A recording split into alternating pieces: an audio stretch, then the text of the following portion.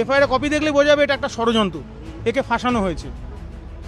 এবং মোবাইলে কি পাওয়া যেতে পারে? কি পাওয়া যেতে পারে সেটা প্রসিকিউশন বলবে। আপনাদেরকে তো প্রসিকিউশনই সমস্ত খবর দিচ্ছে যে গায়ে আঁচড় পাওয়া গেছে। প্রসিকিউশন কি এই কথাটা বলেছে যে তার ঘাড়ে একখানা লাভ বাইট পাওয়া গেছে? মনোজিৎ মিশ্রার এই কথাটা আপনাদেরকে প্রসিকিউশন বলেনি।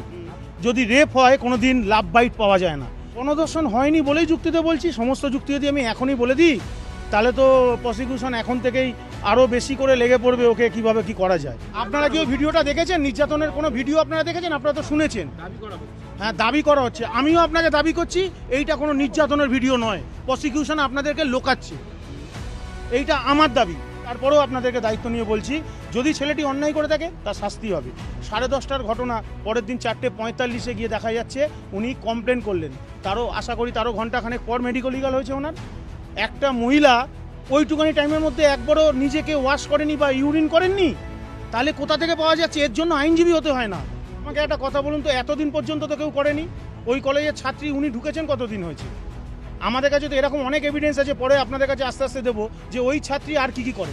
রাজনীতি করতে গেলে এরকম অনেক রাজনৈতিক নেতা আছে, তাদেরও অনেক মামলা হয়েছে। আমার মক্কেল ধর্ষণ করেন,